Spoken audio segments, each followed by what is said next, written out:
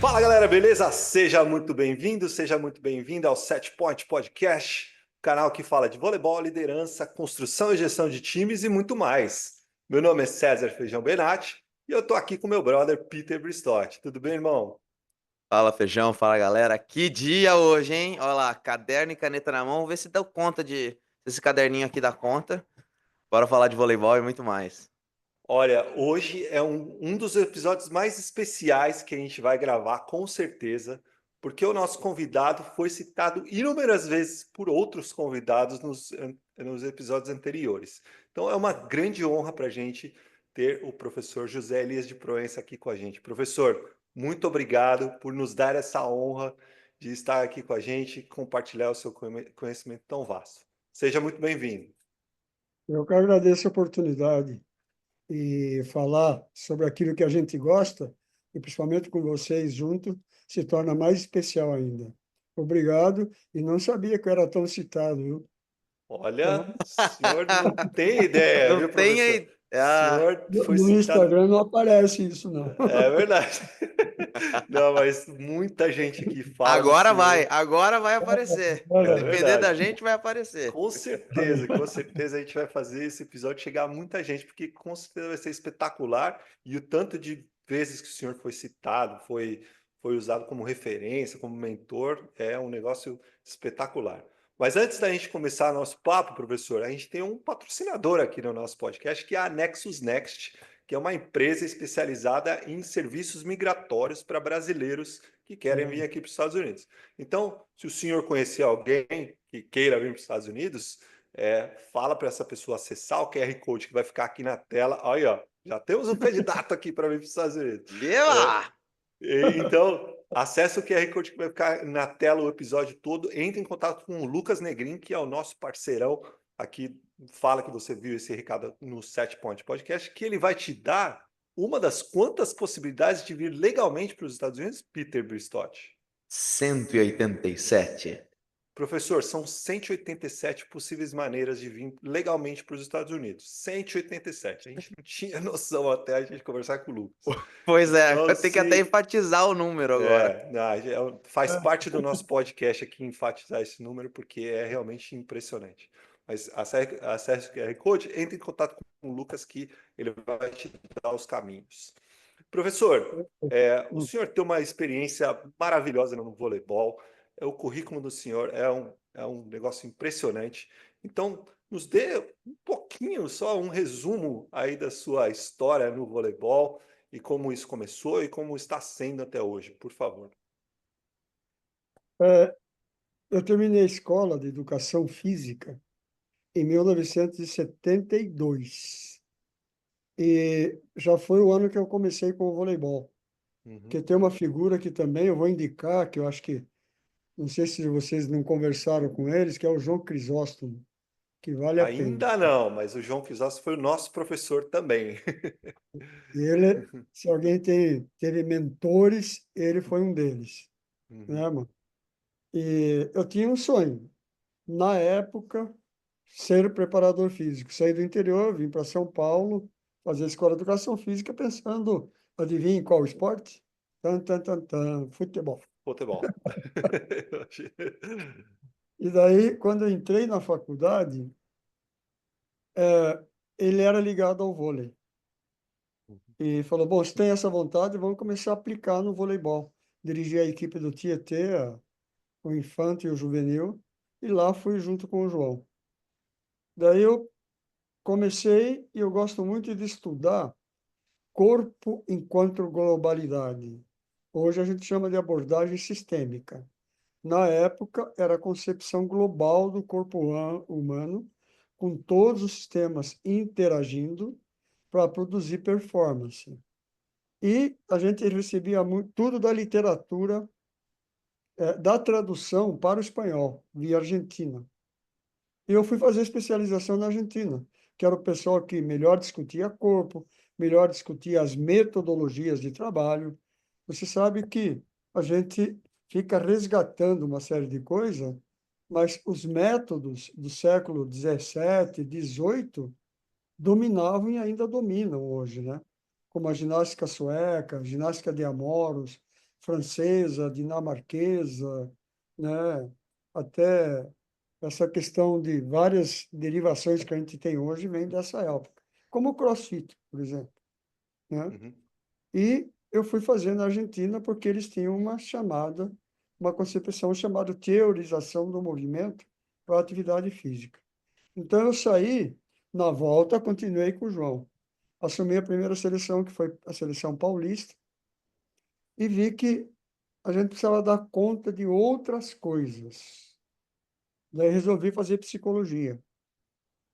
Daí fiz a formação em psicologia, começando em 77, terminei em 81. Entrei no mestrado em educação, por causa da psicologia. Que Acabei fantástico. mudando para educação física e acabei fazendo mestrado, o doutorado na psicologia da USP, né? Tanto o mestrado e tudo isso, e daí usando, na questão do mestrado e doutorado, usando o intermediador fundamental na produção de performance, que é o comportamento do professor.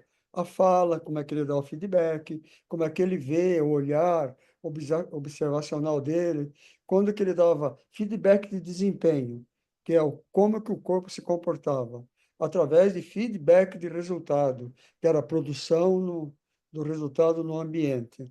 E, juntamente com isso, 72, 73, eu fiz a formação, vejam bem, com o cara que tinha sido campeão olímpico, Matsudaira. Quem era o Uau. aluno? Zé Roberto Guimarães. E ele fazia aquelas coisas dele, soltava a bola na linha de 3 metros e o cara tinha que sair da linha de fundo e buscar com o pancake, né? Uhum. Que atleta conseguia fazer isso? Zé Roberto. Resultado, ele levou o Zé para o Japão, né? Que fazia muito mais do que o japonês que ele estava acostumado. Então, ele toma contato com essa escola da agilidade. Em 83, eu comecei a trabalhar com o Zé Roberto. E, a partir disso, a gente foi assumindo o trabalho juntos. Passamos pelo Pão de Açúcar, daí veio o Banespa, daí o Bebeto voltou, eu voltei com o Bebeto para Olímpicos. Eu fiz a minha primeira seleção no masculino, né, a partir de 89. Era o Bebeto técnico e o Zé Roberto era assistente, Zé Roberto e Bernardinho, né? Quando o Bebeto voltou da Itália, ele dirigiu o Parma, do qual jogava o Renan lá, eu voltei com ele. Daí a gente, o Zé continuou no Banespa, eu continuei com o Bebeto. Em 96, o Zé chegou e falou assim: Zé, vamos trabalhar com o feminino? Eu falei: vamos. Mas quando você fala isso, Zé, alguma coisa tem. E tinha, né? Abre para papos futuros. E daí nós retomou o trabalho com o feminino. E estamos até hoje navegando nesse barco. O Que resto é história, né? O maravilha, que resto, maravilhoso, o maravilhoso. resto é a cereja do bolo. Aham. Bom, a gente faz essa introdução geralmente com os nossos convidados aqui, professor, para falar, obviamente, um pouquinho da história, mas o nosso bread and butter aqui, o nosso arroz e feijão da nossa conversa sempre são assuntos ligados à nossa profissão de educador físico, de técnico de voleibol, de preparador físico, no caso do senhor. E as perguntas que a gente preparou aqui são realmente voltadas a essa educação das pessoas que atuam na nossa profissão. Então a gente tem algumas perguntas aqui. Eu vou começar com a primeira, que é quais são as principais Eu vou perguntas? começar com a primeira, viu? É Isso, bom, eu vou né? começar com a primeira. Vamos começar do começo. Barão. A minha primeira pergunta é a seguinte: quais são as principais perguntas que o preparador físico precisa responder no planejamento para a temporada? Aham. Quais são as principais perguntas que o Que o, pre- professor faz? que o preparador físico precisa responder no Ah, planejamento para a temporada? então, quando eu coloco abordagem sistêmica, né, até surgir aí nos anos 80, né, e uma abordagem que procure dar conta e responder as questões e fazer essas questões. Uhum. A questão assim não é a pergunta que a gente que vai trabalhar com performance esportiva, que a gente tem para fazer, né, irmão? O que que rege essas perguntas? E o que que eu quero? Essa abordagem sistêmica, para que o movimento surja, o desempenho surja, na forma de performance, parte de três grandes pilares. Primeiro pilar, ambiente. Né? A gente tem um ambiente de trabalho, que tem certas solicitações. Mas a gente vem do ambiente esportivo, no caso específico, o voleibol. Como é que é esse ambiente? Correto? Então, a gente sabe. Normalmente são quadrados de 81 metros quadrados e que, dependendo da situação, ele se expande para mais. Bateu a bola na defesa, você atinge 12, 16, dependendo da situação, até 20 metros, né, Uhum. mano? Então, esse é o ambiente do voleibol. Daí, outra pergunta que vem é: qual é a situação do indivíduo que pertence a esse ambiente? Daí, a situação do indivíduo é: eu vou trabalhar com uma solicitação do atacante, do líbero, do levantador, do jogador de meio. Qual que é a situação dessa pessoa, né? Daí vem a questão fundamental. O que que ela tem? O que que ela precisa? Então, o ambiente onde acontecem as ações, tá? E os tipos de ações que determinam as especificidades. A tarefa, o que que ele precisa fazer? Dependendo da situação dele, o que que ele precisa fazer? E dependendo da situação dele, quem é esse sujeito? Qual é a história de vida? Qual é o momento do desenvolvimento que ele se encontra? Quais são as intercorrências que ele tem? Se eu quero ir pelo ambiente, se é um atacante, como é que ele impulsiona? Como é que ele aterriza? Né? Então, eu tenho que partir de todas essas situações para dar uma condição físico-motora. Físico-motora. Poderia agrupar tudo no motor, né?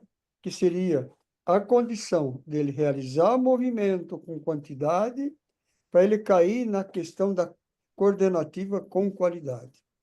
Então, eu tenho que olhar tudo isso. Você fala, tem instrumento para isso? Os instrumentos estão aí, só que o instrumento, ele oferece elementos. E isso tem que passar por uma grande característica, que é a pergunta que você fez. Que elementos que eu tenho mentalmente e que capacidade de observação eu tenho. Então, assim, tem hoje, né, um instrumento que eu acho que dá muita informação para a gente, o Kinexon. Vocês conhecem, né? Uhum. O Kinexon, Sim. ainda não sei nos Estados Unidos se usa, mas na forma de GPS, você tem aceleração, porque a grande parte do instrumento fica avaliando altura de salto, potência de salto, mas não tem aceleração para o salto, por exemplo. Hum. Né? Tem, né? Daí, mas você não consegue, pelos instrumentos, saber como que impulsionou, como que aterrissou, né? É, o salto ainda você consegue caracterizar. Veio do fundo, é um salto de ataque, porque tem mudanças de composição corporal, mudança de performance, de desempenho, de realização motora, que vai caracterizar na qualidade de movimentação. Então, tudo isso eu chamo de abordagem sistêmica. Sabe qual que é a grande característica da abordagem sistêmica? É você lidar com o algoritmo. Agora, dê conta dos algoritmos. Para você dar conta dos algoritmos, o que você precisa? Estudar, experienciar, ter experimento, viver a situação, correto? Uhum. E participar de eventos. O que que chama de participar de eventos? Eu tenho que ir ver jogo onde os algoritmos eu tenho que lidar com ele. Como é que está soltando aquela? Como é que está acelerando aquela? Como é que está aterrissando aquela? Como é que sai, a jogadora queima no meio e sai para as pontas? É passada lateral? É passada cruzada? Né? É, hoje, quando eu falo assim, avaliação quantitativa, no cronômetro simples, saltou no meio, tum, dispara o relógio. Chegou na ponta, dispara. Você tem milésimos de segundo. Em quantos milésimos de segundo ela faz? Agora, Isso daí dela está condicionado ao ambiente. Qual ambiente? Levantador acelera, a bola saiu com qual velocidade? Então você vê que a gente, enquanto profissional que lida com isso, as perguntas importantes, respondendo pelas variáveis do ambiente físico e ambiente social, correto? Tipo de ação que ela tem que submeter. O líbero, veloz e ágil, correto? Atacante de ponta, tá? Veloz de aceleração e salto, potência. Tá? Jogadora de meio, né? Então, o que precisa? Daí, tudo isso eu tenho o que chamo de desenvolvimento de parâmetros bio, vamos dizer assim, biomarcadores essenciais de força, de potência, que eu faço na academia. Agora, qual outro ajuste que eu tenho que colocar, que enquanto experiência? Olha, trabalho com variação de técnico, nos dá diferentes horários, nos dá diferentes algoritmos. Então, trabalhar com o Bebeto é uma coisa, trabalhar com o João Crisóstomo é uma coisa, trabalhei com o Josenildo é outra coisa. Trabalhei com técnicos do passado, aí, o Tubarão, o Dagoberto, não sei se vocês lembram deles, mas outra coisa. E trabalhar com o Zé Roberto e a leitura do momento atual que ele faz. Que em tudo isso, você também tem que ir melhorando sua leitura. Porque o ambiente modifica. Quando que eu falo o ambiente modifica? Uhum. Das bolas altas para as bolas velozes. Eu tenho que me ajustar. Né, amor? A especificidade modifica. O que rege essa especificidade? Acelerar, diferente impulsão, queda diferente, correto? E a memória motora. Hoje, por exemplo, a gente às vezes precisa construir certos componentes de conexões neural, que hoje a gente sabe que uma das ciências fundamentais para você trabalhar com esporte é a neurociência, né? Melhorar essa conectividade. Então, o que eu dou de possibilidade de conectividade para ela melhorar isso que ela traz enquanto indivíduo, as características individuais, que é a característica física, característica psicológica, característica de memória, de história, de performance, tá? Para eu poder, com isso, elaborar meu trabalho. Fácil, né? Olha, professor, a gente estuda bastante o Constraint-Led Approach, que é a abordagem baseada em limitações, Restrições. em restrições, no modelo de New. Esse modelo Que é de nível. exatamente isso que o senhor falou. Né? Sim, esse A modelo. gente tem aplicado bastante esse método nos nossos treinos. Aqui eu aplico isso, o Peter aplica isso, ele escreveu sobre isso. E é uma mudança de paradigma que a gente tem que fazer em relação ao método tradicional que é aplicado no Brasil. Então é Sim. bem interessante o que o senhor falou. E quando a gente conversou com o Fábio Correia aqui no episódio com ele, ele Ah, falou bastante dessa metodologia e desse tipo de abordagem. aham, Muito legal mesmo, muito interessante. A gente aham. nessa primeira prosa que a gente teve, já englobou um curso de graduação inteiro, Nossa né. senhora, Professor, impressionante. a gente tem então, já baseando nessa resposta que o senhor deu, essa mudança de paradigma que o Feijão falou, e aí a próxima pergunta é justamente sobre isso. Como é que o senhor vê que a preparação física, mudou ao longo dos anos no vôlei? Porque o esporte passa por mudanças, né, e aí a preparação para o esporte também passa por mudanças. Não só porque o esporte muda, né, e muda suas características, mas a ciência avança, né, Sim. os métodos, os meios e os métodos avançam. Como é que o senhor vê essa linha do tempo? O que tem hoje na preparação física, né, das equipes de mais alto rendimento, ou rendimento que eu estou dizendo, não estou só falando de equipes profissionais, estou falando de trabalhos de excelência, né, você pode ter um alto rendimento, uma alta excelência na base também, né, nas categorias menores. Como que isso mudou ao longo dos anos? É, se sabe que a força social, por isso que eu coloco o componente ambiente e a questão da cultura do esporte, né? E a interferência da cultura do esporte não passa só pelo praticante ali, né? Pelo atleta, né? Ou pelo quem está buscando o esporte, todo o esporte em si. Vai passar pela cultura social, que às vezes é a pressão da cultura social, que passa pelo lar, pela escola. E a força social acaba sendo mais forte. Até os anos 80, por exemplo, andar de leg na rua, andar de moletom, digamos assim, era uma coisa chamativa,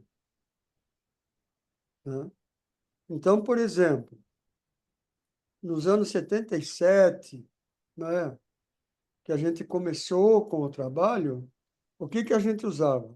Muita habilidade motora, porque o esporte era calcado na habilidade. Tanto que a evolução, me lembro claramente de várias participações que eu tinha, para se chegar ao esporte, as metodologias eram calcadas da evolução do jogo, do brincar para o esporte. Então, era de repertório amplo para ir refinando, especificando, né, a motricidade para chegar no esporte. Então, assim, você ia jogar, tanto que, me lembro claramente, no início dos anos 80, o que que dominava a relação de esporte para a criança até o púbere? Era o chamado mini esporte. E evento mundial, não sei se vocês viveram isso, era chamado Jamboree. O que que era o Jamboree? Os diferentes países passavam fazendo os jamborees internos até surgir algumas indicações, que não era indicação só de habilidade, mas comportamental também, para formar uma equipe, que levava para viver com outros países. Então, eu vivi jamboree de mini basquete realizado na Espanha, realizado na Europa, foi na Bélgica, e brasileiros participando. Então, era calcado na habilidade. Nos anos 80, né, todo esporte começa a ganhar uma visão de exigência performática. E a sociedade vai junto.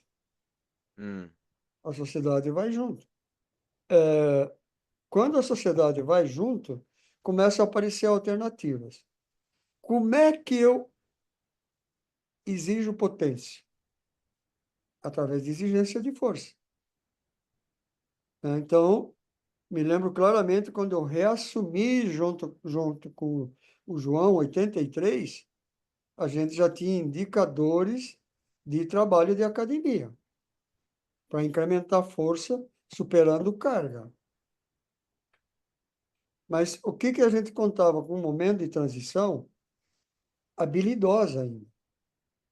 E daí essa orientação começa a ganhar força. E o esporte, socialmente, passa a ganhar olhares de que as especificidades é que mostra o esporte. Então, o pessoal começa a caracterizar no voleibol quem é atacante de ponta, quem é atacante de fundo, quem é atacante de meio, né? Até aparecer nos finais dos anos 90 o líbero. Foi em 96, 97, eu acho. E começou a pedir outras orientações. Então, quando começa a aparecer essas orientações também, começa a acender a luz do opa, não é só o suporte da força para gerar potência. Eu preciso de outros suportes. Curiosamente, começam a surgir instrumentais nesse sentido. A própria escadinha no chão, para caracterizar o deslocamento.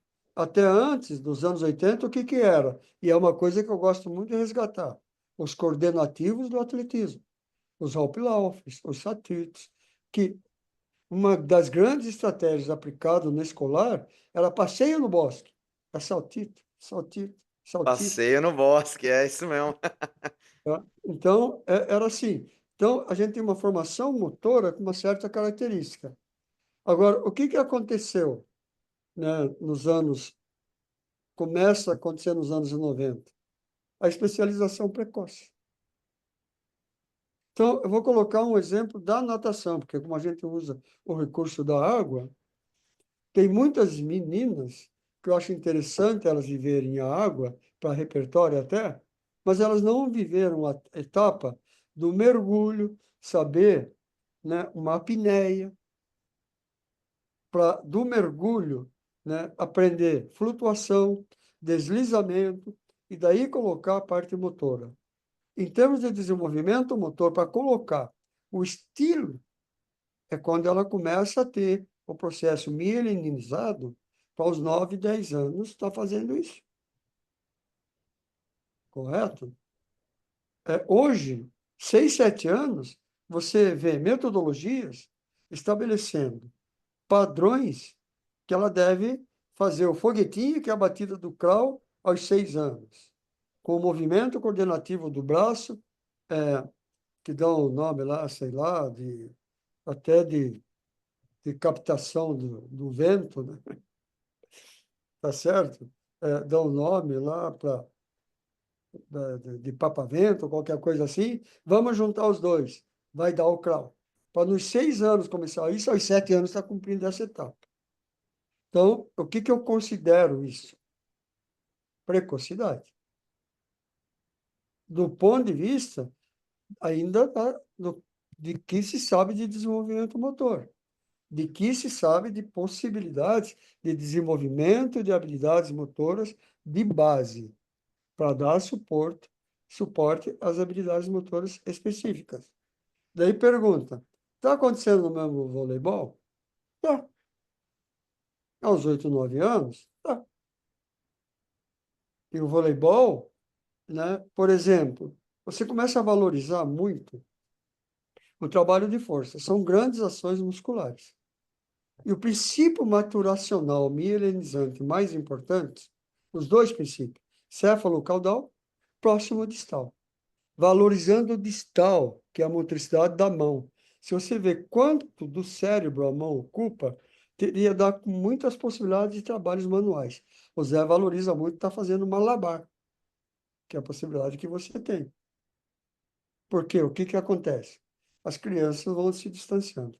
Então, no eixo do tempo, a gente teve mudança social de leitura do esporte, que muda o olhar da família, dos pais, muda o olhar da escola, a escola também começa a mudar conteúdo, certo? E o esporte em si começa a passar por ajustes, as pessoas começam a descobrir que não era essa bola alta na ponta. Tá? No começo, o que tinha? Era levantamento para jogador de meio. Era alta no meio. Hoje o meio tem tempo esquerda, tempo à frente, tempo atrás, né? 2 tempos, né? Assim, muito estímulo para eu poder fazer a leitura do ambiente, precisa me adaptar. Então, eu preciso ter uma memória motora, uma conectividade neural, motora, tomada de decisão cognitiva muito rápida. E, às vezes, as crianças não chegam. Quando eu falo criança, o sub-17, às vezes eles não chegam sabendo saber o Hauptlaufer, passeio no bosque. Você tem que falar, olha, nós temos que trabalhar isso. Ah, não, mas vamos levar para a escadinha. Tudo bem, leva para a escadinha. Mas também precisamos dar esses elementos. O domínio no espaço, fazer isso individualmente, fazer isso entre o grupo, para saber desviar do saltito, quer dizer, acelera o saltito, diminui o saltito, porque eu tenho que desviar. As acelerações já ia aprendendo ali. Criar essa disponibilidade da memória motora. Então, quando eu coloco assim, eu sou preparador físico, acho que eu sou uma pessoa preocupada com uma preparação corporal voltada para o desempenho. Eu acho assim, a conotação do preparador físico, historicamente, ele veio de uma certa origem, de uma certa orientação.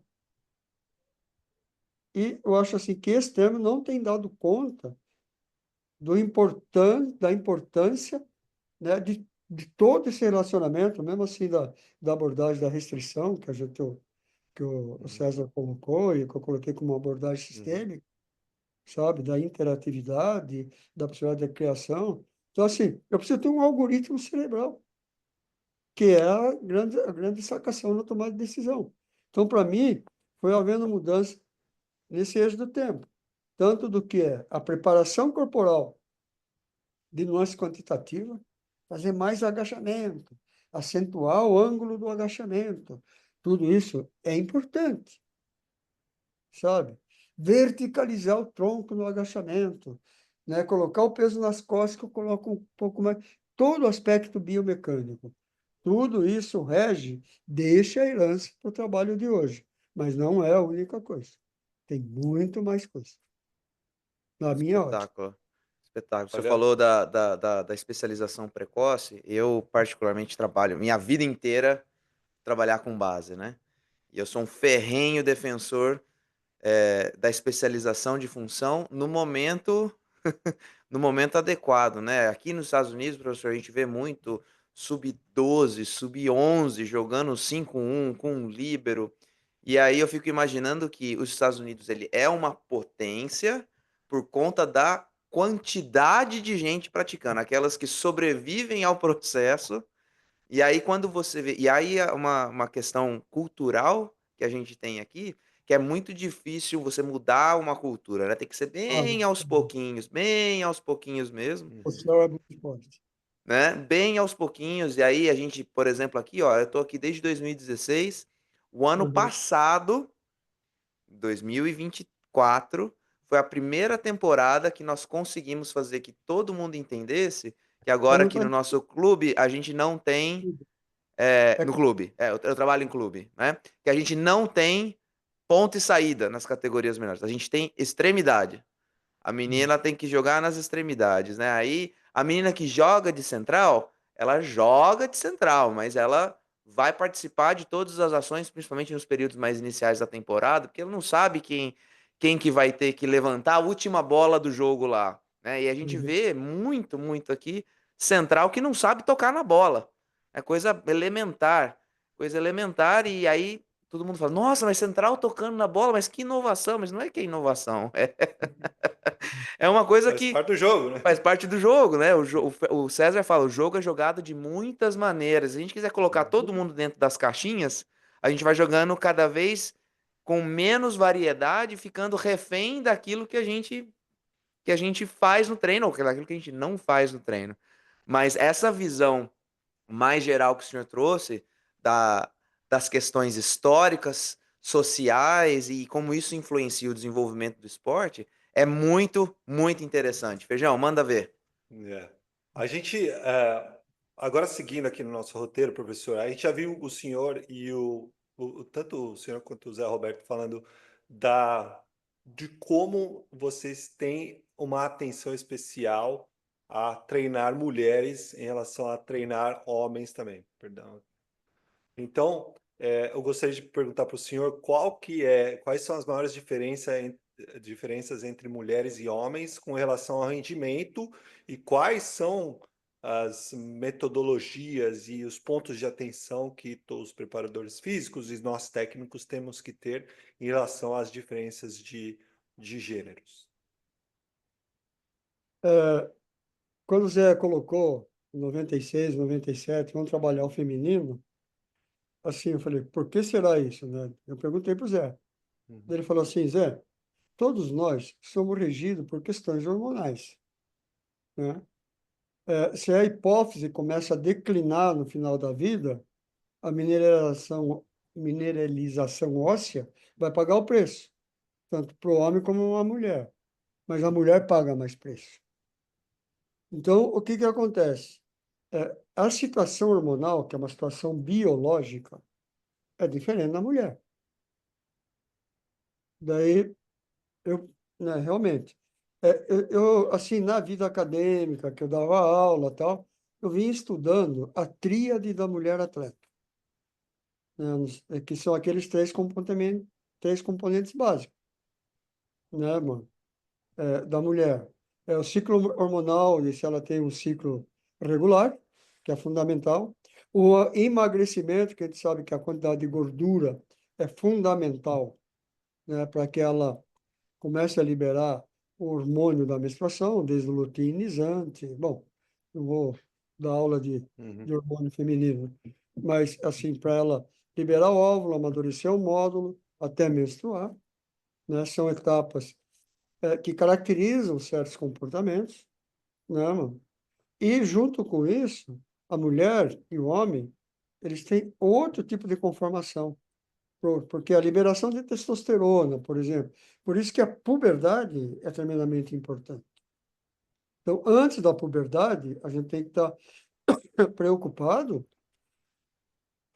Desculpe, devia ter pego um copo d'água. Tem uma garrafinha, só um minuto. Vai Pegar lá, Vai lá, fica, professor, sem fica problema. tranquilo. a garrafinha dando sopa aqui. Que podcast da vida real aqui, professor, sem problema nenhum. Daí o Zé falou, bom, então vamos lá. Como eu tinha conhecimento, e a primeira vez que eu tomei contato com a tríade foi no livro do Weineck, chamado Biologia do Esporte, em 1986. Ele colocando as intercorrências nutricionais, menstruais, alimentares, né, de mineralização óssea, né, se acompanhar, densitometria óssea, ter esse acompanhamento, e que no esporte o preço era maior. E não só na prática do esporte de performance, mas para a mulher praticante de atividade física, que às vezes ela quer deixar de comer para emagrecer e ter uma relação de estética achando que tem certo desenvolvimento. Daí vem outra mudança de cultura, que hoje é a suplementação, a orientação nutricional com suplementos. E não sei aí, mas aqui no Brasil a gente está vendo muita matéria de suplemento contaminado, né? E daí o que acontece? Isso vai pagando preço porque o suplemento contaminado também vai no esporte. E às vezes prejudica o atleta que busca a suplementação. Então, assim, é outra linha de ciência que precisa ser explorada, que é a parte nutricional, né? Então, na época, o Zé levantando isso daí, falou, bom, Zé, então nós precisamos ver quais são os fatores que inibem a performance. Então, ácido lático inibe, né? A produção de qual substância? Não, então nós vamos ter que monitorar isso. O que aconteceu? São da faculdade aqui, faculdade ali, quem não faz, não havia interesse. A faculdade de farmácia da Universidade Unoeste Paulista, em Presidente Prudente.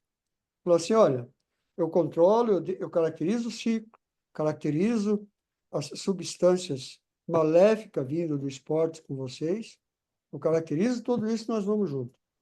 E ele passou a monitorar a partir de 97, numa logística assim, pegava o avião da universidade e ia até Sorocaba, Sorocaba de carro até Barueri, e colhia o sangue em performance, em testagem, em velocidade. Na época, era o Wingate na bicicleta, era o shuttle run na quadra, ver essa relação. Eles sondavam o momento do ciclo e centrifugava o sangue ali mesmo, né? Voltava para a universidade, fazia análise, no dia seguinte ele estava dando a resposta para a gente.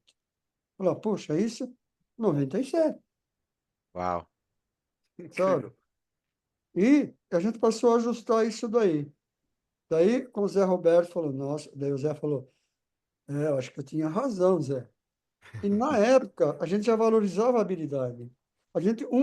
Dos conteúdos de desenvolvimento dessas atletas, a gente considerava um momento, a gente dava muita ginástica de solo. Então, por exemplo, ir para ponte de ombro e para ponte completa de mão era uma coisa que alivava o ciclo. Então, a gente começou a identificar conteúdos relativos a isso, né? Bom, daí, desnecessário dizer que pouco testosterona e muito progesterona dá diferenças comportamentais, de sensibilidade, de respeito, de formação de conjunto, de ligação.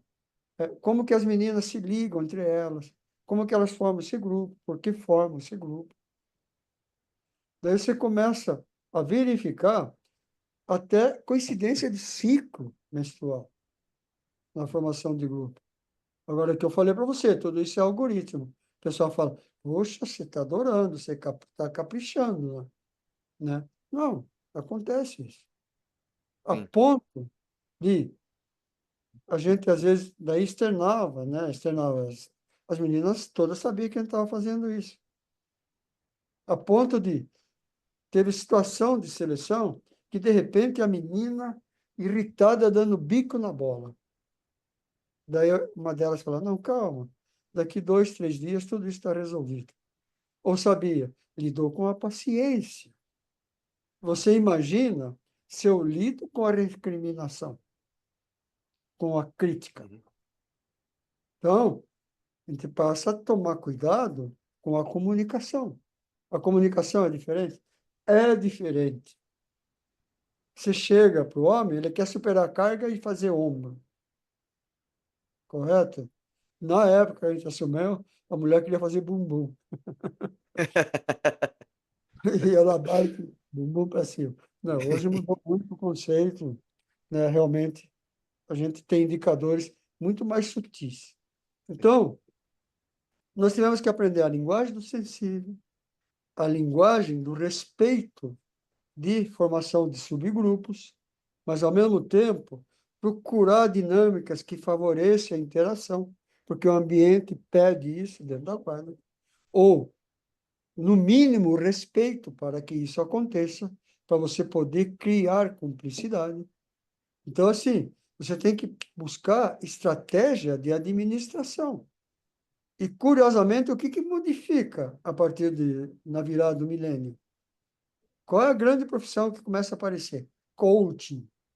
Hum, E a gente já fazia coaching, porque isso, você estabelecer grupo, até a definição, né? O masculino, se sai para viagem, forma parceiros de quarto, tudo bem. Com elas, você tem que sondar as cumplicidades, sondar os grupos, né? Então, o sensível fica mais aguçado. espetáculo. E eu diria que do 97 até a gente assumir a seleção em 2003, a sensibilidade do Zé Roberto não teve uma curva oblíqua, teve uma curva vertical. Uau. Porque eu acho que ele tinha isso dentro dele e tá, começou assim, a maneira que ele administra grupo, para mim é a gente tem que viver para aprender com ele, Uhum. Que sabe? espetáculo. Sabe? Tem que viver. A maneira que ele saca, né, as cumplicidades é impressionante. E não adianta, né? Isso é coaching. Ele poderia sair para a área de coaching, usar toda a terminologia, a concepção teórica que rege o coaching. Não sei se eu poderia estar fazendo isso, mas o Zé eu tenho certeza. Sabe? Poderia. Por quê? Ele descobriu a linguagem do feminino. Só assim, qual que é a diferença? É a comunicação. São as etapas que cada um enfrenta. A gente tinha menina que em TPM, ela comprava fandango, sabe o fandango? Hum, Sim, sim. salgadinho? Colocava embaixo da cama. Do ponto de vista da época, com a nutrição que a gente fazia, não podia. Hoje, a gente sabe já, aumente descascar e diminui os multiprocessados. Diminua abrir lata e aumente e descascar. Né? Se sabe isso. Elas estão mais conscientes. Como elas estão mais conscientes de que elas têm um ciclo. Olha, Uhum. esses 6, 7 anos de seleção foi tão importante que aconteceu o quê? A gente assumiu a seleção. A gente começou a valorizar mais um setor médico, que é o ginecologista. E o Zé, a sensibilidade dele é ficar captando tudo que existe no social para levar para o feminino. Daí ele cruza com o ginecologista preocupado com o comportamento humano, inclusive relacionado à performance, nas diferenças de gênero, né? Depois a gente viu que hoje a terminologia gênero, sexo, tá, tudo isso daí tem uma conotação, um significado próprio, né, mano? Então, nas diferenças sexuais, ele viu, chama Eliano Pellini, ele era o ícone da ginecologia, e se criou a ginecologia da mulher atleta. Hoje eu diria que uma das pessoas que vocês deveriam levar aí também se chama Tatiana Parmegian, doutora Tatiana Parmegian. É a ginecologista que veio com o doutor Eliano, começou a acompanhar tudo isso, e hoje ela é referência do mundo. Uau. Tanto que ela partiu, em vez da tríade da mulher atleta, para o Red S. Depois vocês pesquisam o Red S, o significado em performance, que são todas as variáveis intercorrentes, né, que levam a obstáculos de performance. Tá? Daí, o que acontece? Eles, na época, olha, eu estou preocupado com tal jogadora, ela sempre foi agressiva, ela perdeu a agressividade e tal. E que a gente desenvolveu palestras educacionais para elas também, né? Em uma das palestras, ele levantou. Quem toma pílula aqui? Tal. Qual a pílula? Exatamente a suspeita que o Zé tinha. Essa que perdeu a agressividade falou a pílula. Sabe o que aconteceu? A predominância de estradiol, progesterona era muito alta para poder equilibrar e ela ter resposta de performance. Ele falou, não, essa pílula leva você muito para o feminino, leva muito para o afetivo, Hum, leva muito para o comportamento de espera. Mudou. 21 dias depois, era outra pessoa. Daí você vai falar assim, ah, não, é a preparação física, eu fiz mais potência, eu fiz mais LPO. As variáveis são muitas. Então, assim, quando você fala assim, qual é a diferença? Olha, primeiro, essa diferença maturacional, sexual, que se concretiza com a puberdade, precisa ser entendida. E que isso vai cair na correspondência que o Peter colocou na formação de base. Até ali, você leva com todas as motricidades, dá todos os parâmetros motores que forem possíveis no desenvolvimento de base. Lançar, receber, chutar, rolar, parar, virar de cabeça para baixo, fazer tudo. Depois disso, ela tem situação de diferença hormonal para responder situações. A testosterona começa a levar realmente para uma situação de força. Claro, vai gerar potência. Pode ter até maior resposta de velocidade, sabe? E até componentes de agilidade. Mas aí você começa a ver que a biomecânica que rege a mobilidade, às vezes, favorece a mulher, sabe? Então, assim, tudo isso são caracterizados por essas diferenças. Mas o fundamental é como você se comunica. Como que você cria relações empáticas? Como que você entende a resiliência, a grande capacidade de adaptação? Né? Como que reage? Se fecha no caracol? Se abre? Né? Então, essa comunicação, né, ela é o tempo todo. E daí, ó, todos que regem, fazem parte do trabalho, com essa população, tem que estar imbuído disso. E daí o Zé começou a procurar pessoas que tivessem essa linguagem que tenha vindo do esporte. O coaching, hoje, há mudanças, mas passou a ser o Hermes Balbino. Ele foi campeão mundial de basquete, grande Hermes. O Hermes sabe? também já foi É citado aqui um, várias vezes. né? Então, o que acontece? Então, além da leitura sensível que você tem que ter na diferença sexual, nessas diferenças individuais, né, amor? Você também tem que olhar as mudanças socioculturais dos profissionais emergentes e como eles podem contribuir. Hoje, por exemplo, para o parâmetro densitometria. Hoje, assim, 2001, a gente entrou junto no grupo Amirt. Hoje ela é nutricionista do Palmeiras. E ela avançou em estudos. Falou, Amirt, né, como é que nós podemos ver isso? E hoje, as meninas são todas monitoradas. E a base são apresentadas na forma de esclarecimento cultural dos cuidados que tem que ter. Então, se perguntar, a assistente da Mirtes viajou agora, saiu matéria na mídia, a EMI. viajou com o Fernandinho para ver a condição.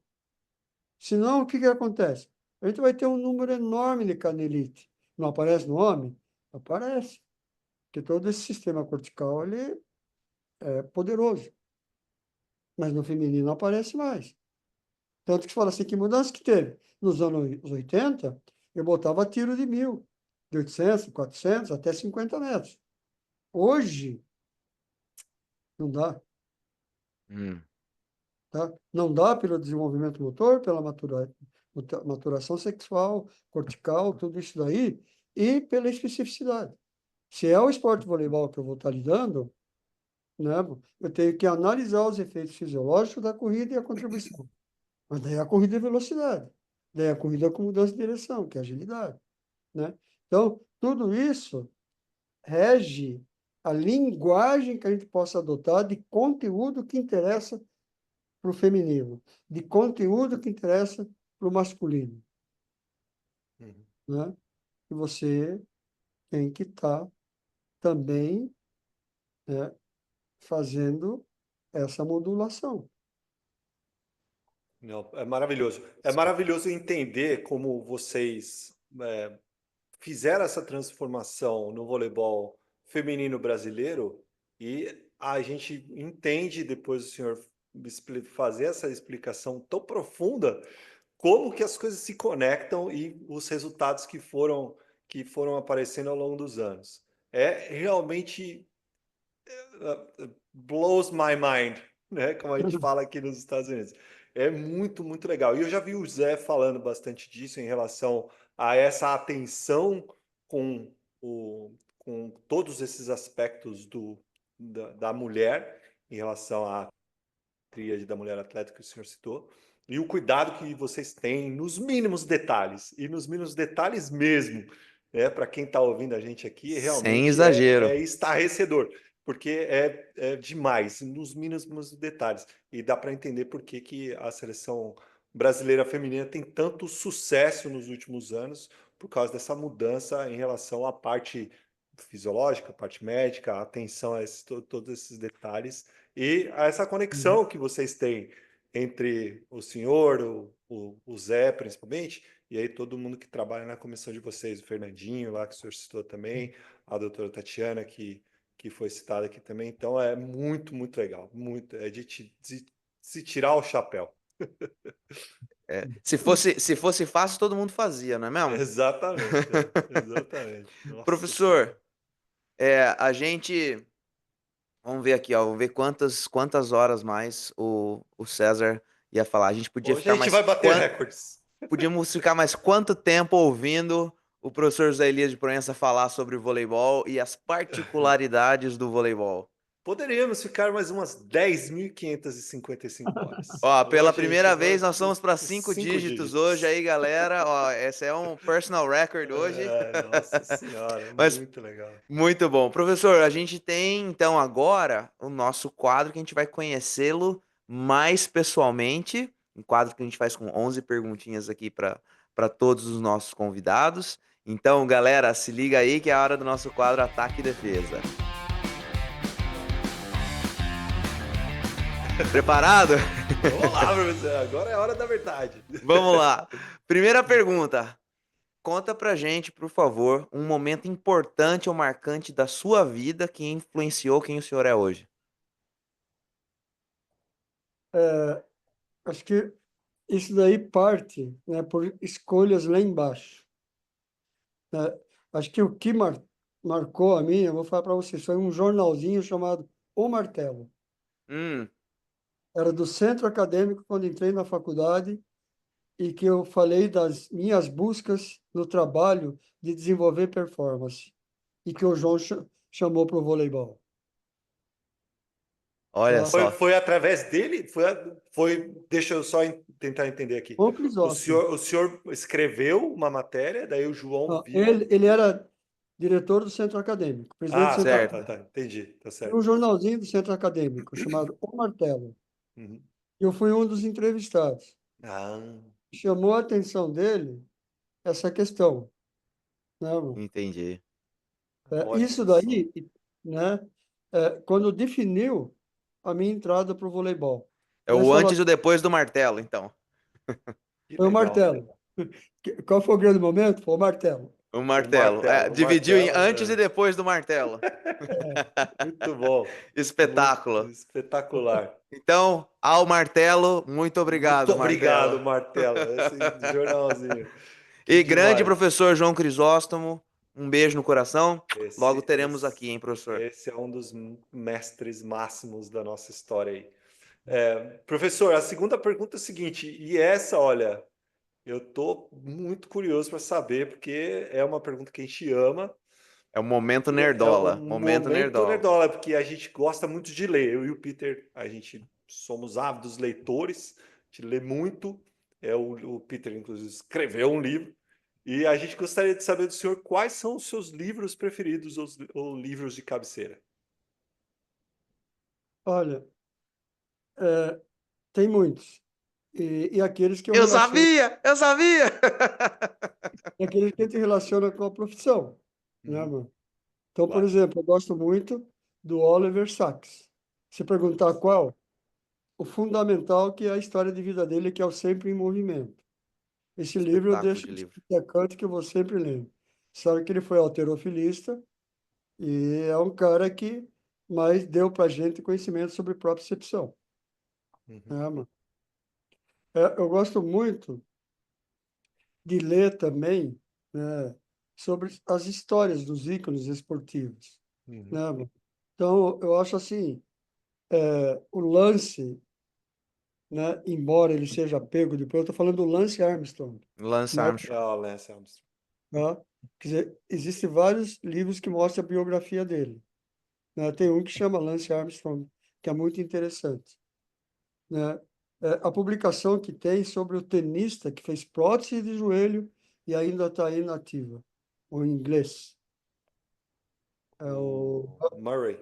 Murray. Murray, né? Uhum, Sabe? Também, né, como do próprio Agassi. uhum, Agora, tem livros de culturas corporais, né, de psiquiatras brasileiros, a Engrenagem e a Flor, por exemplo, que é o Hum, corpo do sensível, que é do Gaiarsa, do José Ângelo Gaiarsa.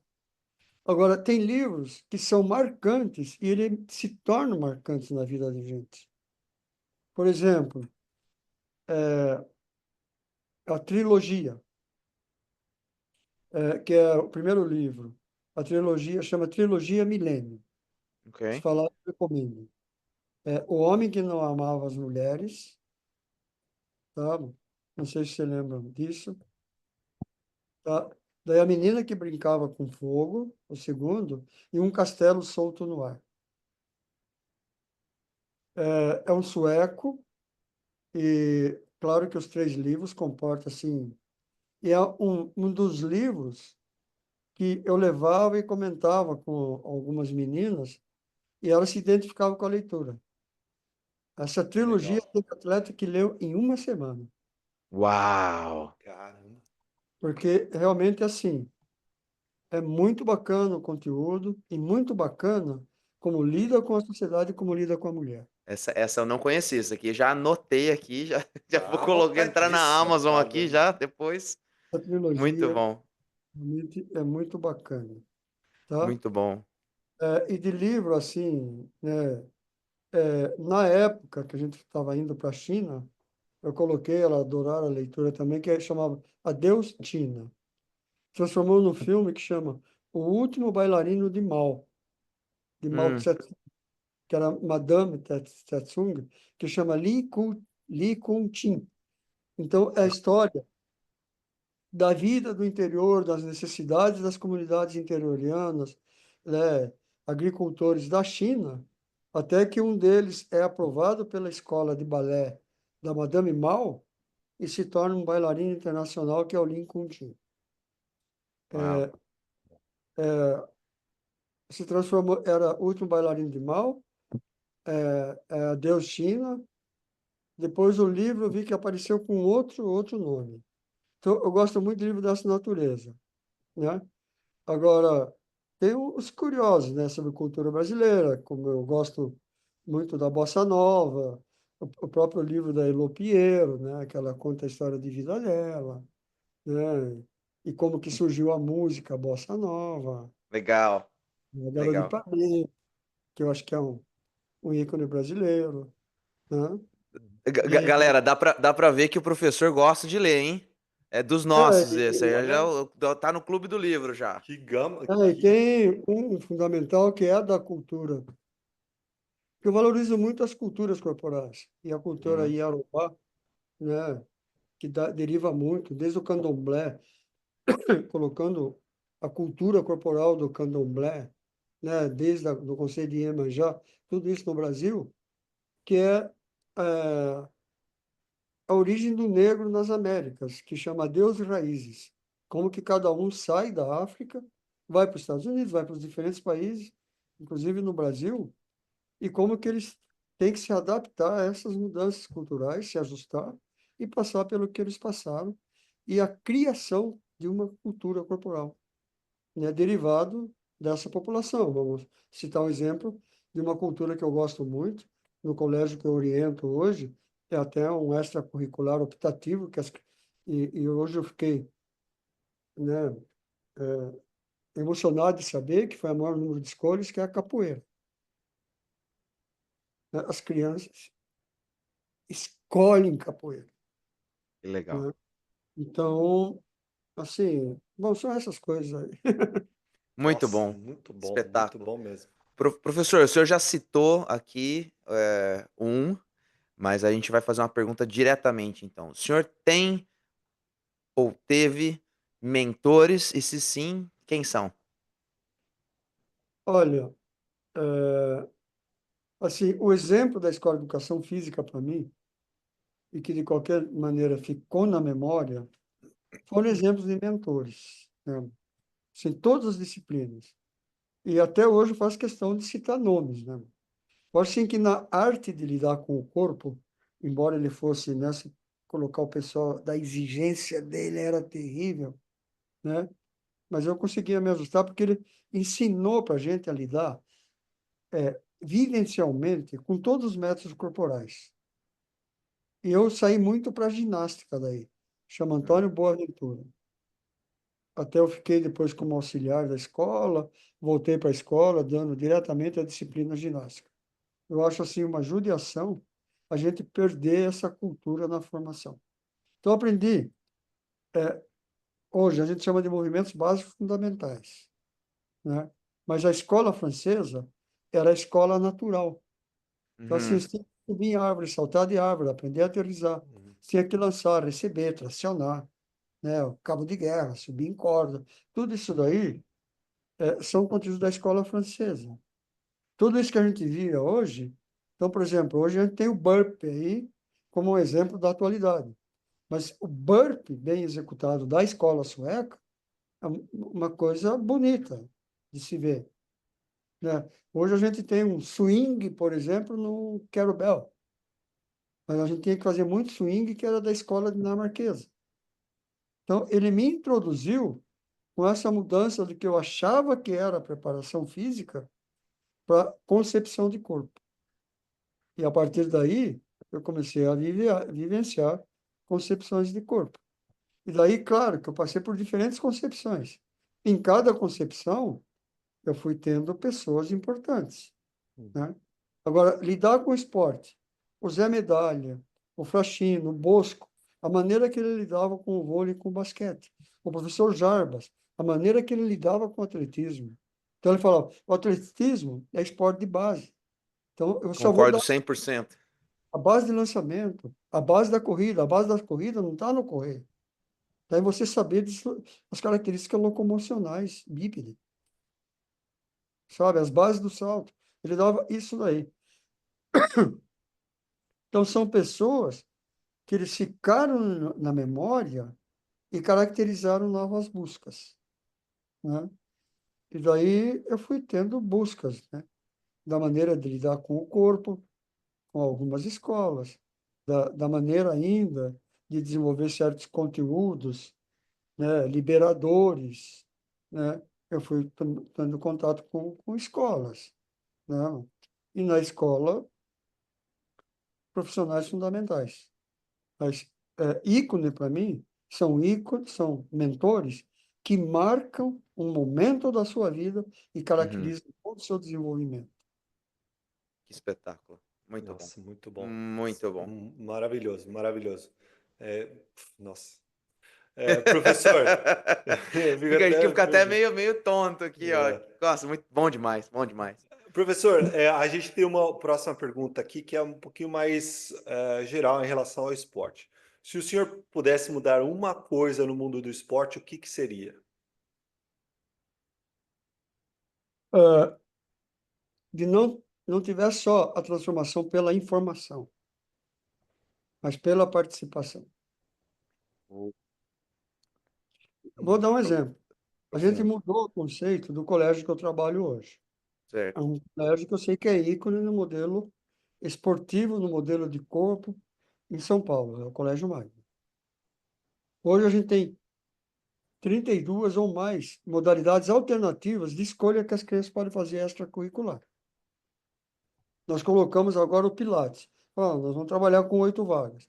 Falou assim, mas vai ter fila de espera. Não, não vai ter fila de espera. Vamos organizar o conteúdo, vamos colocar mais um professor. Vamos atender todo mundo que quer. Hum. Então, a escola, né? E como que a gente plantou isso? Nos finais dos anos 70, através de atividade de envolvimento dos pais. Então, ao sábado a gente reservava. Não sei se vocês conheceram uma intervenção que na época chamou matroginástica, que é a ginástica com pais e filho. O filho é sobrecarga e o pai é a natureza para o filho realizar atividades. Todos os sábados. Então, fazer isso com bastão, fazer isso com bola, fazer isso com jogos de integração Que social. legal. Aí houve essa mudança de Muito legal concepção. mesmo. Então, eu coloco isso porque marcou um momento da minha vida também e Uhum. que mudou uma orientação que está presente nessa escola até hoje.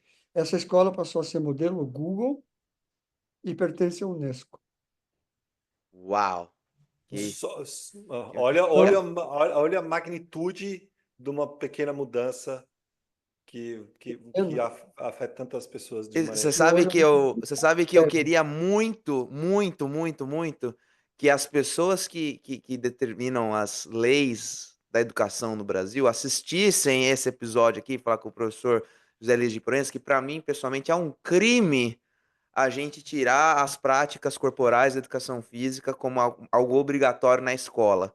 A gente tem muito tempo trabalhando a mente, o que é muito importante, mas deixar de trabalhar o corpo na escola como algo obrigatório, para mim, é um dos maiores crimes que a gente pode ter no Brasil contra o Né? desenvolvimento do ser humano, né?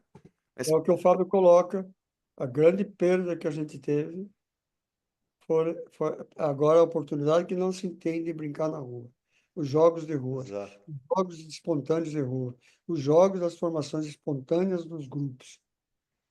professor, eu tive um professor na faculdade, professor José Júlio Gavião de Almeida, professor de Uhum. ginástica lá na Unicamp, que ele falava o seguinte, ele dava aula de ginástica pra gente, ele dizia assim, brincar é muito mais sério do que se imagina. Ah, sim. Então, o brincar é espetacular. Professor, próxima pergunta aqui. O senhor tem algum arrependimento na vida? E se sim, qual que é o maior arrependimento? Assim, no vínculo esportivo, né, Lu, eu tenho assim, o arrependimento pela dúvida que eu tenho se eu teria um upgrade de desenvolvimento. Hum, É, Quando a gente estava no Olímpicos, né, que era em Campinas, que eu até uhum. acompanhava você lá no- Isso. onde que era? No tênis, né? Ah, na hípica. Na época, que a gente ia lá, às vezes ia com as meninas. Isso, exatamente. E daí tinha um colega seu que continuou depois lá, O Lucas.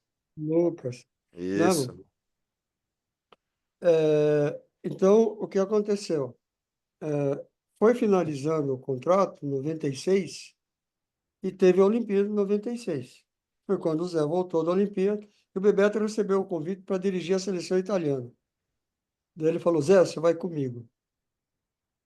Falei, caramba, seleção italiana? Não, Zé, você vai comigo. Vocês conheceram essa figura, Bebeto?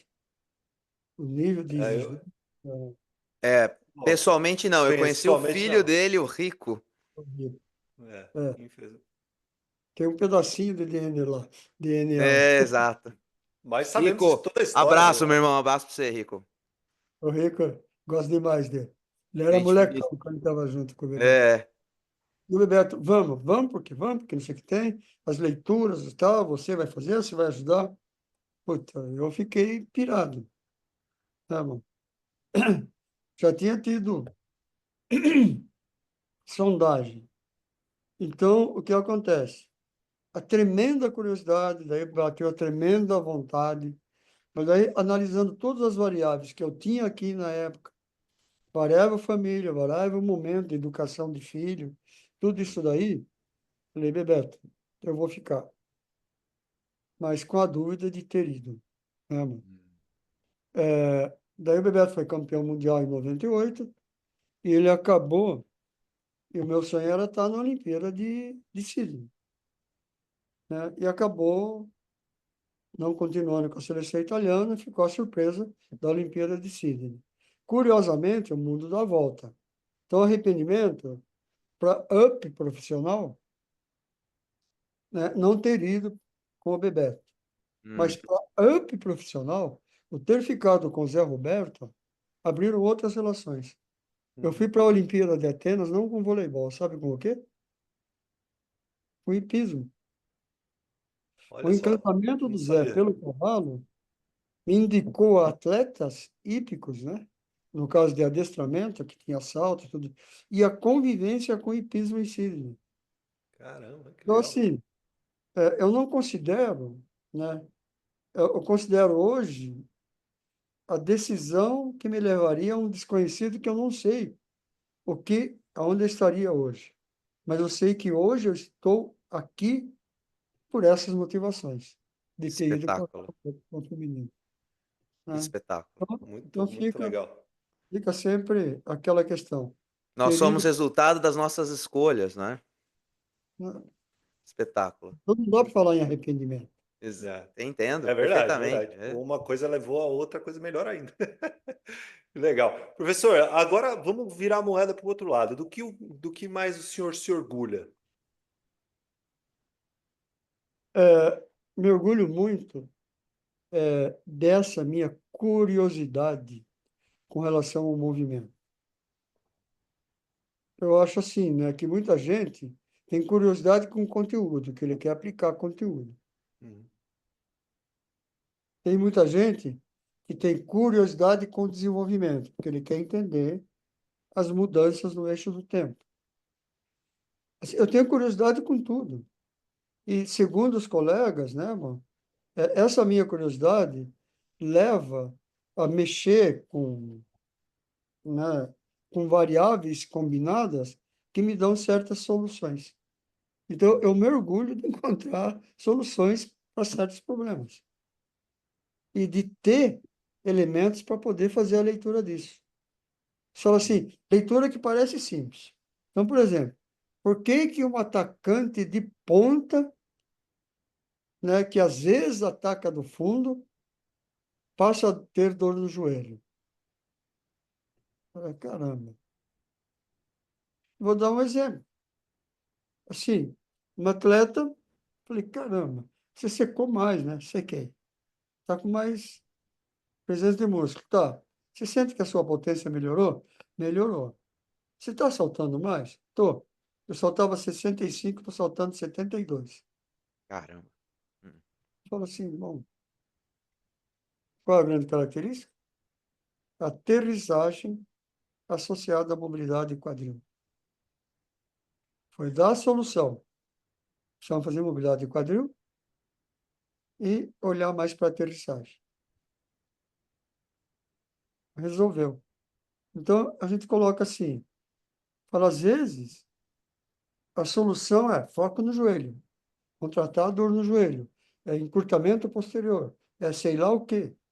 E, às vezes, você analisar as variáveis. Agora, você tem uma série de possibilidades de fazer isso. Eles falam assim, pô, santo remédio. Então, você dá conta de tudo? Não, não dou conta de tudo.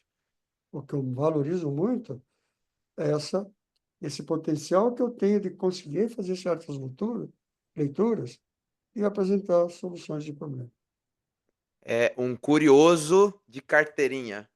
É, Curioso de carteirinha. aí o pessoal fica Ah, perguntando, maravilhoso. qual o melhor instrumento que você tem, então, de avaliação de performance das atletas? Ah, espetáculo. Muito bom, muito bom. Olha, Professor, então agora, ó, uma pergunta mais pessoal ainda. Então, é um segredo, momento de revelação, alguma coisa que ninguém sabe ou que pouca gente sabe. Ninguém sabe que o professor José Elias, reticências.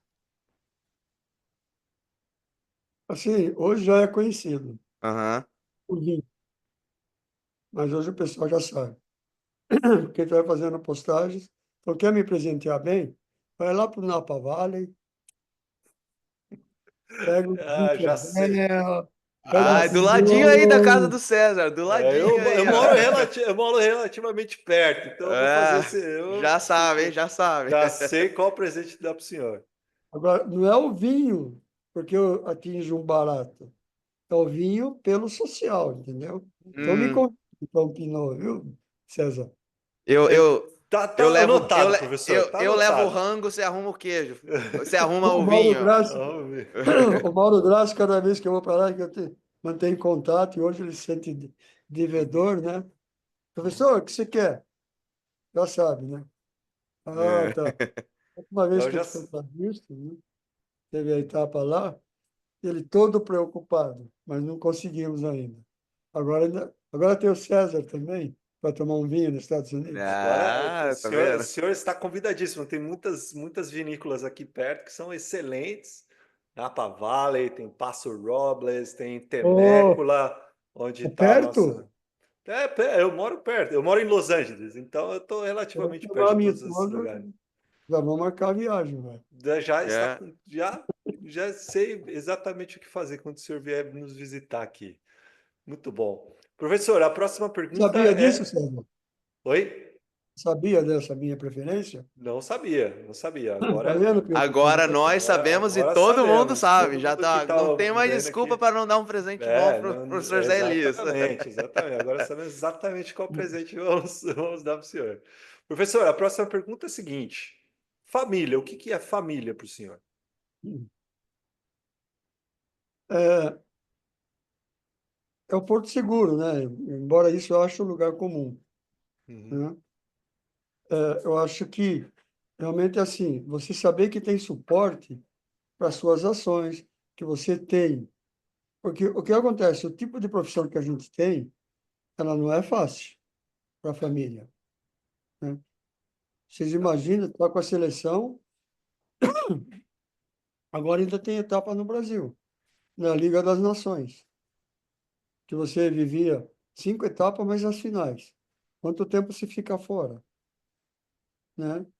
Como Uhum, é que você faz para acompanhar, tá dando conta de tudo isso, se você não tiver a compreensão e a parceria de todos? verdade. Então, passa por aquela característica, assim como você constitui os grupos de cumplicidade, de parceria, que te ajudam a solucionar problemas, né, mano? Você tem que ter isso na família. E isso passa por uma grande característica. Todo mundo chama de amor. Eu chamo de amizade verdadeira. Espetáculo. Muito Muito bom, bom. muito bom. Que insight. Uau! Uau. Professor, próxima pergunta. O senhor tem alguma pergunta que o senhor gostaria de fazer para nós dois? Eu tenho. Manda ver. É, assim, muito passou pelas perguntas de vocês, pela maneira que a gente foi conversando. Nos anos 70 até início dos anos 80, os países eram classificados pela proposta da educação física escolar existente. Hum, Então, assim, e daí existiam os países A. Então, a Rússia era país A, o Japão era considerado país A e os Estados Unidos. E isso caracterizando como sendo, dando suporte de uma educação, de uma formação motora com possibilidade para sair para todas as caracterizações de esporte, de vida social, de lazer, né? De estilo de vida ativo e saudável.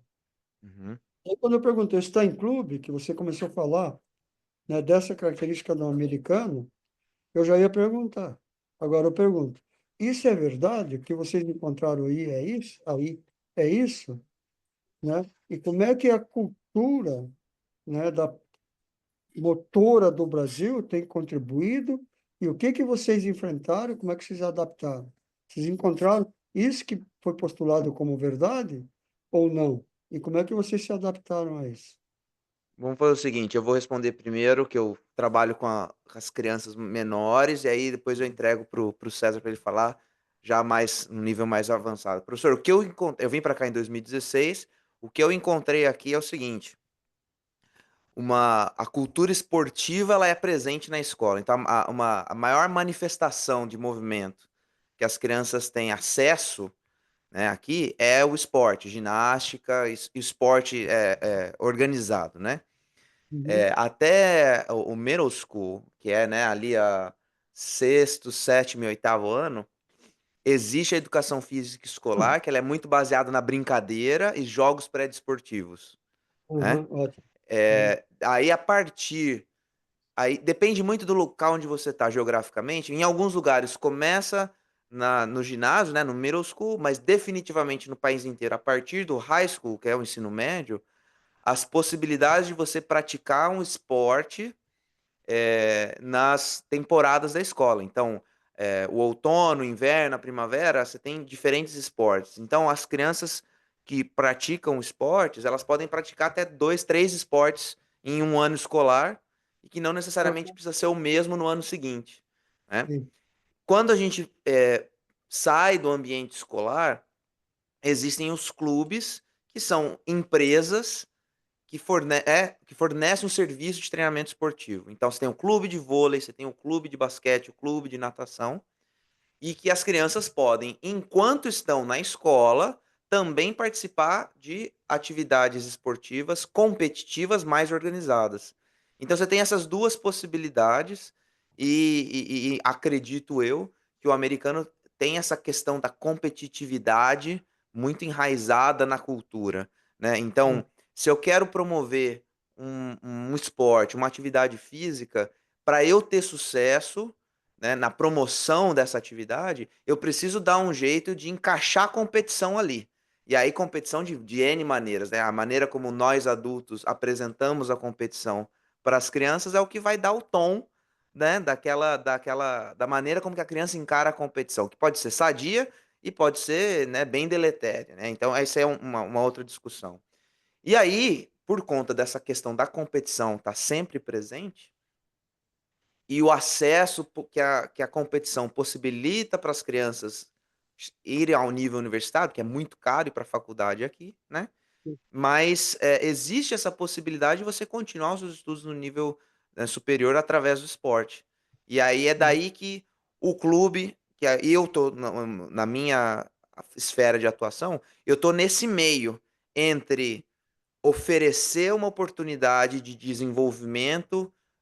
um desenvolvimento geral para a criança através do voleibol, mas também para aquelas que querem alçar um outro degrau, possibilitar que elas se desenvolvam a um ponto de ela atingir um nível de performance que ela possa ser recrutada na universidade. Então, eu estou nesses dois mundos: o desenvolvimento geral da criança, e isso é a base do nosso trabalho, mas Uhum. ao mesmo tempo proporcionando essa possibilidade daquelas que querem seguir adiante. E aí, Uhum. depois disso, elas chegam no nível E aí elas vêm para universitário mim. e vão para o César. Aí elas vêm para mim. Sim. Então, Eu gostaria de começar a minha resposta falando um pouquinho desse aspecto social e de como como a estrutura do esporte dos Estados Unidos funciona. Aqui tudo, o esporte é relacionado à escola e eles são dois elementos que andam junto ao longo do processo inteiro. Então, as crianças começam lá na escola, como o Peter falou, elas vão, começam a praticar alguns esportes em determinadas épocas do ano, e aí elas começam a escolher quais modalidades elas vão realmente praticar num nível mais alto para entrar no processo de recrutamento para a universidade, que é aonde eu atuo. Então, eu recruto atletas que são desenvolvidas pelo Peter, lá no Ah, universo dele.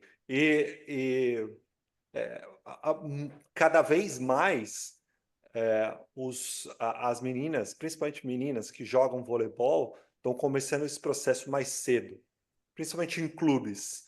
Então, elas uhum. entram em clubes de voleibol, especificamente num clube de voleibol, e vão se desenvolvendo no esporte em todas as suas categorias ali, desde o sub-11 até o sub-18.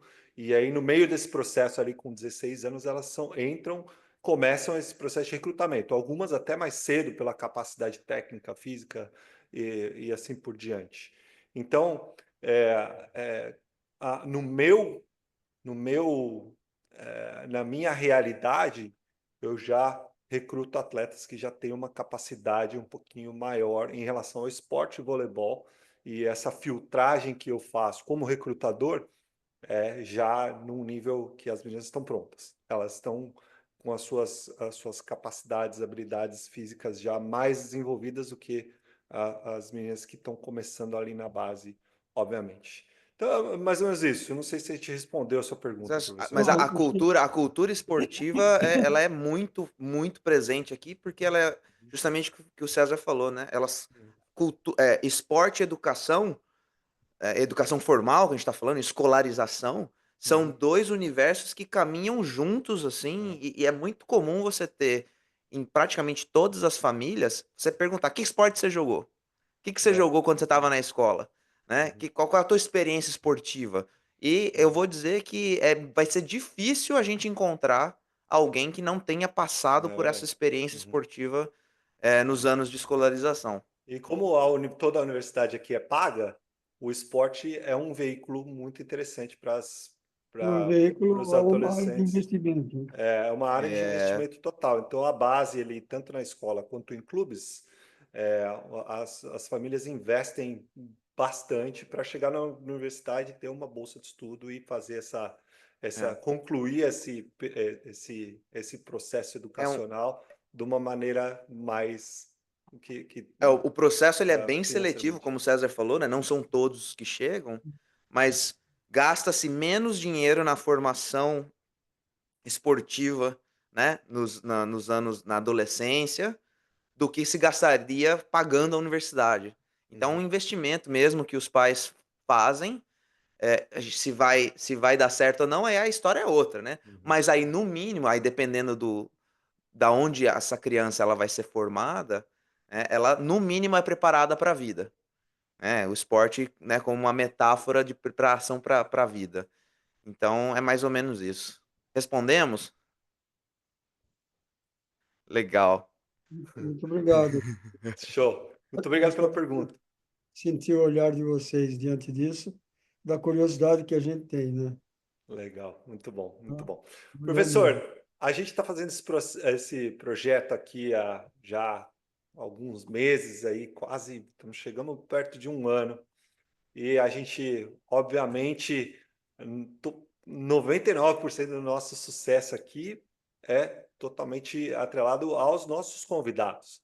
Então, Perfeito. a gente sempre pede para cada convidado indicar duas pessoas para a gente ter um papo legal como esse. Então, se o senhor puder indicar duas pessoas, a gente Eu agradece. indiquei um monte aí, Sérgio. É É. verdade, é verdade, é verdade. Então, Bom, deixa eu é, recapitular aqui, ó. O a professor falou do professor João João Crisóstomo, Crisóstomo, a da doutora doutora Tatiana. Tatiana, já falou O também. Hermes, O Uhum. Hermes, isso, Hermes Balbino, Boa. Então muito bom. já Já temos nossas temos, já temos recomendações aqui. três até, superou as expectativas. Boa, muito obrigado, professor. Professor, é o seguinte, nós temos a maior parte da nossa audiência é de professores de educação física, que uhum, podem ou não ser técnicos de voleibol, que estão lá na escola do interior do Brasil, técnicos de nível olímpico, uhum. atletas de nível olímpico, atletas iniciantes, amadores, pais de atletas, entusiastas do vôlei, fãs de vôlei, que estão nos assistindo, nos ouvindo. Deixa um recado para a galera que nos assiste e nos ouve. Primeiro, a oportunidade que eu tenho, né, mano? Eu gostaria que cada um pudesse contatar com o seu potencial e pudesse se desenvolver da melhor maneira possível.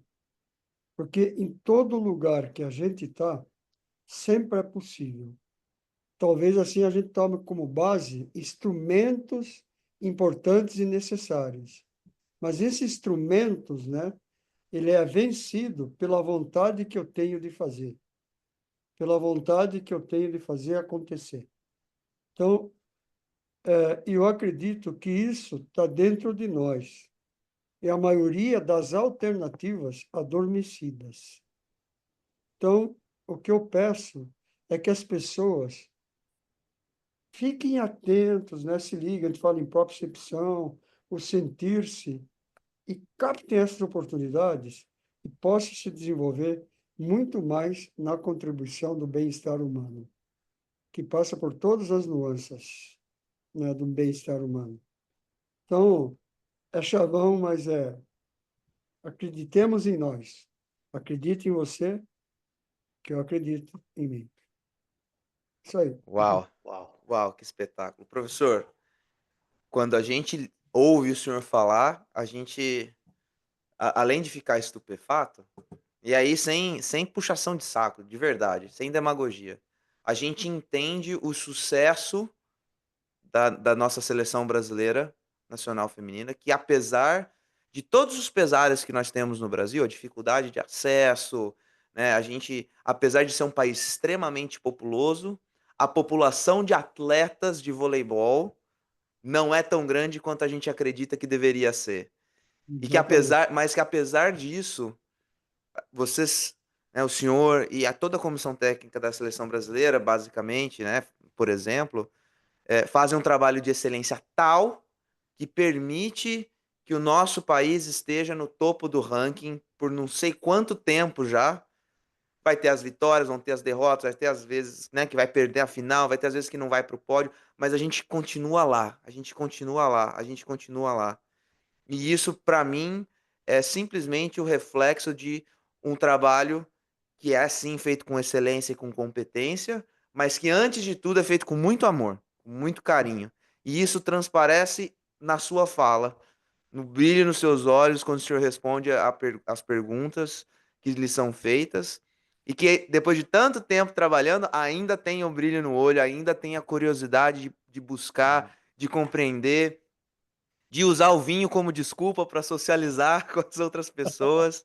Então, a minha mensagem para o senhor hoje é assim, é simplesmente de agradecimento por tudo que o senhor representa para o voleibol e para o esporte brasileiro e pedir que o senhor continue sendo esse farol para tantos outros profissionais da nossa área, essa inspiração que o que o senhor faz no dia a dia é, reflete, isso transpassa a tela do computador, o celular e chega aqui fundo no coração. É um impulso, mas aquela recarga de bateria que a gente tem e dá vontade, assim que a gente terminar de conversar aqui, de ir lá pros livros de novo, de ir para a quadra, de ter essa experiência e de participar dos eventos. E ó, eu Hum, não, já anotei aqui tudo, hein?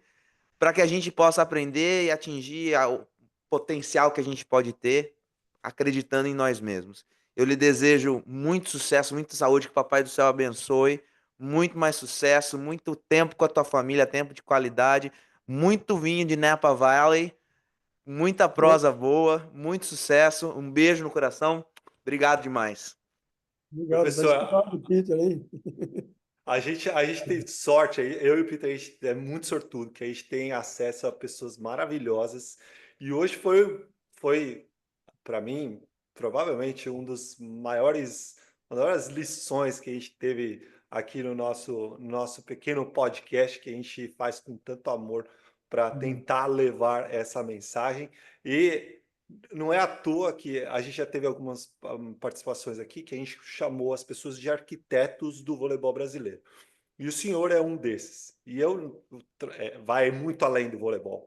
É um dos arquitetos do esporte brasileiro e do esporte mundial.